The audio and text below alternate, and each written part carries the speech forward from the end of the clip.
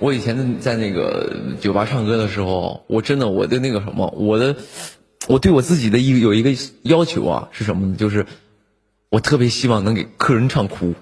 以前我上班那个地方最开始是个小酒吧，特别小，然后呢，每天也就有10桌嘛，没有10桌，七八桌吧啊，每天因为就7、8个桌子，然后那个时候呢在里边唱歌，然后有一天呢，我就那个时候我也很单纯嘛，就喜欢唱歌，然后呢就唱的来了一个客人吧，我感觉他心情不太好，因为他是独自一个人来的一个小姐姐。当然我们那个酒吧呢算是什么呢？那个酒吧呢就是有点怀旧那种酒吧，来的都没有年轻的小姐姐，都是那种40左右的小姐姐。那个时候我才小孩嘛啊，我那个时候还小孩呢，然后就来那种40左右的小姐姐来了吧，我感觉因为她是一个人来的，我感觉心情不太好，来了就有点喝多了。老姐姐也不能那么说，小姐姐嘛啊。当时呢我就说，哎呦，当时我也莫名其妙的啊，那个时候可能也没有什么同情心啊。然后呢我就说，我就在想，哎，我感觉她心情不太好，要我唱2个伤感的歌，看能不能给唱哭。今天想想感觉特别坏啊，再想想我怎么那么坏。我当时唱了2首歌啊，唱完这2首歌，这个小姐姐在下面嗷嗷哭啊，也没有嗷嗷哭，就一直在那啊，一直在下面哭。然后那个我当时就觉得特别那个什么，我特别有成就感。但其实今天想想，我觉得第一我可能有点坏，但第二其实往好的想，我觉得也是给人小姐姐一个发泄方式吧。她光喝酒不哭那玩意儿憋得慌，我觉得。因为那时候她有点喝多了已经，我那个时候我要她光喝酒她不哭，我觉得就有种憋，对不对？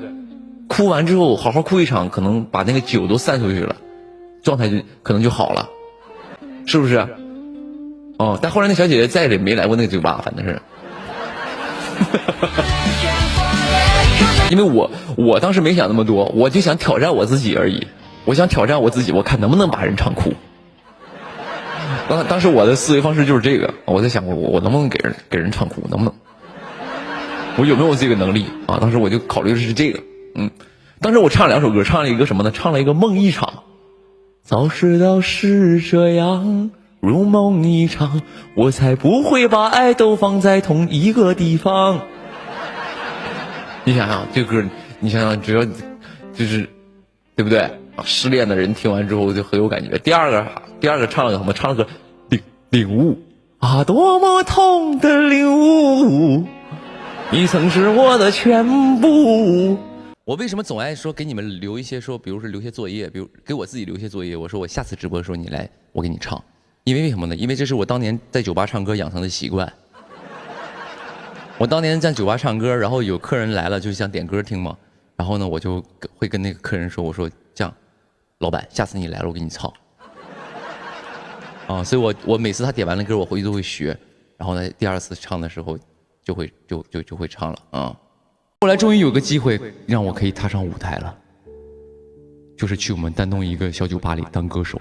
特别让我难受的一件事是什么事呢？就是我在台上唱歌，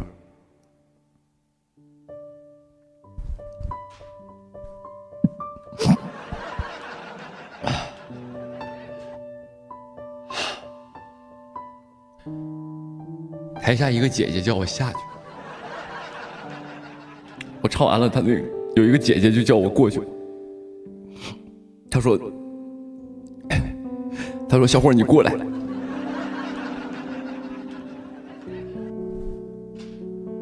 然后我就过去了，我说怎么了姐？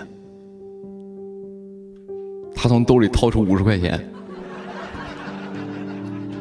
跟我说，小伙唱歌很好听，跟我喝一杯。你知道那个时候我受了多大的侮辱吗？你知道那个时候我真的受了多大的侮辱吗？我真的觉得我是个歌手，我不是来陪你喝酒的。你可以花50块钱点我唱首歌吗？但不要让我陪你喝杯酒，我不是陪你喝酒的。于是我说不好意思姐，我不会喝酒，我就走了。结果大飞就过去了。我们张尿点同学说姐来姐来喝一个姐，他就把这50块钱挣走了。嗓子咋了？就是那个时候我就是刚到酒吧唱歌的时候，然后那个因为我的嗓子是哪种嗓子你知道吗？我的嗓音是什么样的嗓音你知道吗？其实就是年轻的大张伟。所以那个时候呢就真的是就是嗓子非常清澈，然后我就到酒吧唱歌，人家酒吧老板说我这用不着你。我说怎么事呢？他说因为来酒吧的人都是有故事的人。我说什么意思？他说你想想，就是来酒吧来这种地方来听歌来喝酒的人一定是有故事的人，要不他特别开心，要不他特别不开心。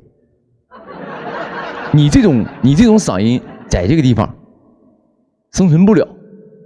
我说那你怎么办？他说呢，他说你必须得有沧桑感。于是乎呢，我就在家就开始扯到嗓子喊，就是我就是想把嗓子喊坏。我当时就那个时候那个时期，我一直在唱谁的歌？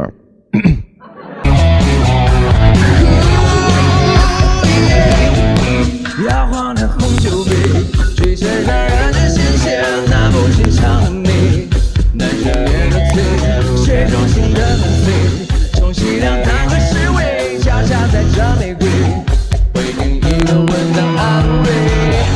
哎，那个时候反正就是天天就唱这种歌，然后使劲的撕嗓子，然后给嗓子就唱坏了。啊，于是乎，然后呢，就是后来呢，导致什么呢？导致假音就没了。就是唱的，就是所有的歌，你会发现我早期的歌都唱不了假音，因为嗓子已经声带小结了，所以那个时候我也是特别痛苦。唱歌那前不是1个月600块钱吗？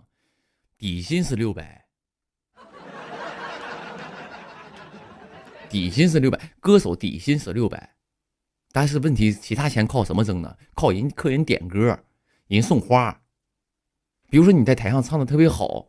其实跟我们现在这个很多跟那个我榜一大哥，包括那些像尹正他们过来都一样，就是你唱的开心了，人大哥给你钱。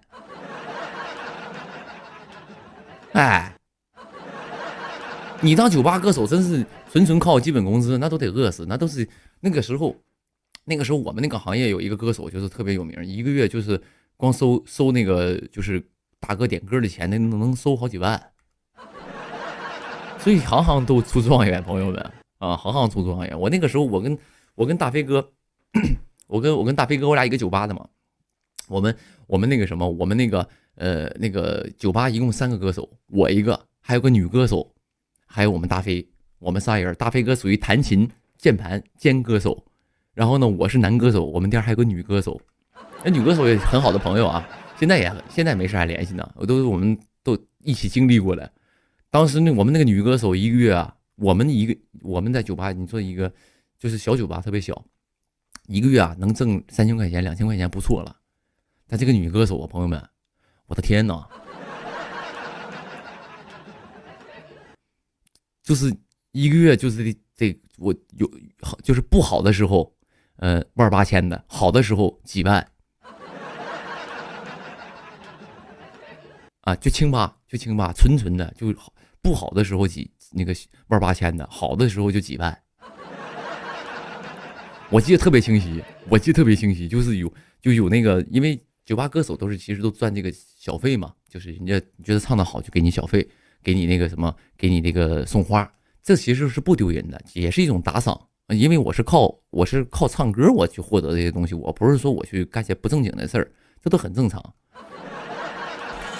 然后呢，我当时记得特别清楚，那天是跨年我们酒吧搞活动，我跟大飞哥我俩在那呱呱在台上唱呢，唱完之后，然后那个女歌手上来了，然后呢我们作为歌手也不能下台嘛，就在这个台上我得在这坐着，然后呢那好多年前的事了，然后就来个大哥，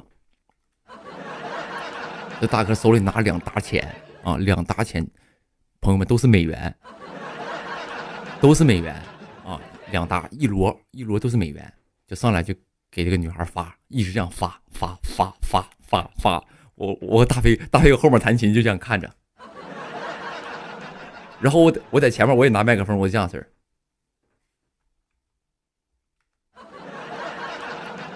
就这样式儿看着，因为我不唱啊，没到我唱，那个女孩唱，就一直发美元的朋友们，那是100的，那一张就是当时我忘了是600-700，好像是，一直发完最后我看要发没了，然后我就寻思，哎，有没有可能给我和大飞一人来一张？我跟大飞一人来一张，我跟你讲，这个12月31日也没算白过。就那么个心理，羡慕完了，当时可羡慕了。然后后来发到最后，剩2张，然后这个大哥这样瞅了一下大飞，瞅了一下我还假装没看见呢，我故意就是我看了嘛，一看大哥要往这边瞅了，我就回头看看大飞啊，回头看他一眼，我说就点个头，也不知道有什么意思，就点个头，然后就假装没看到，然后大哥就一人给了100啊。谢谢哥，可开心了，当时还在装不知道呢，在那就是看人发钱盯半天了已经啊。